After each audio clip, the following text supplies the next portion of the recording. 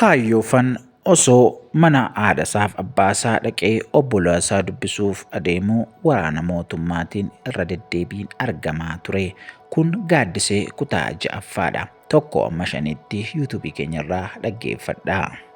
Kaayyoofan dhokatee gara waraana bilisummaa Oromootti makamuun isaa gaaddisee fi boriifaniin baay'ee magaddisiise. Silumaa silaa falatuu harkaa badee. Waan godhanis waan qabatanis wallaalanii gaaddisee fi boriifan kana caalaa gargar baanee jiraachuun hin qabnu jechuun boriifan jiruu mana ormaa fi horii tiksuu dhiisee obboleettii isaa gaaddisee waliin jiraachuu akkasumas immoo rakkoo ishee hirmaachuu filate. Lamaan isaaniiyyuu waan argatan hojjechaa hojii guyyaas ta'ee waan hundumaa hojjechaa galgala waliin mana abbaaf haadha isaaniitti galuu filatanii. Kaayyoofan garuu jireenya bosonaa fi qabsootti erga makamee ji'oota lakkaa'uu jalqabeera.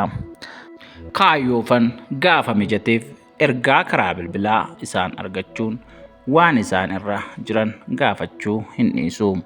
Waraanni mootummaa garuu gaaddisee fi boriifaniin yeroo argan obboleessi keessan eessa jira jechuun gaaffii gaafachuu fi isaan dhiphisuu eegalanii.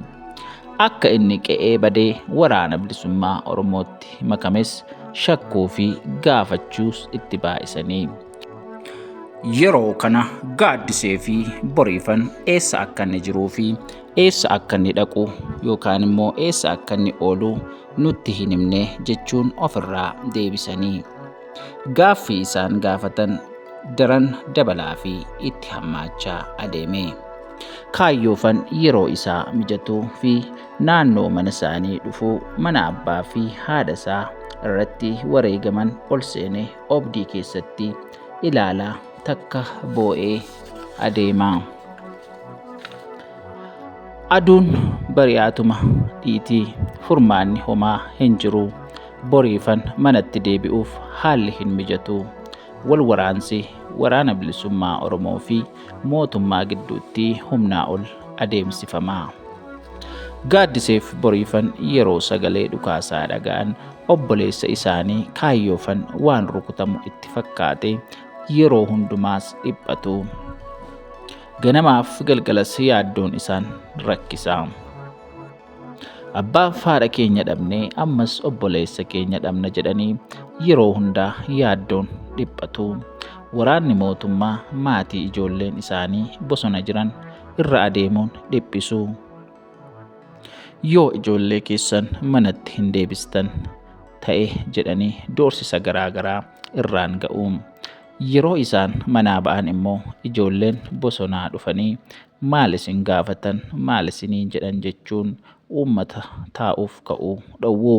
Lamaanuu yoo garaa nutti deemnu itti himtaniif jechuun uummata asiif asiin dhiphisaa oolu.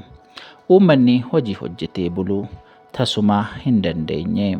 Yaaddoon uummataa gara dhabee kaan asiinis dararamu gamaanis dararamu karaa kan mootummaatiinis ni dararamu qofaa taatee jireenyi hawaasaa aduun dhiyuu fi bari'uun yaaddoon hawaasaa gama hundumaan itti baay'achaa adeeme.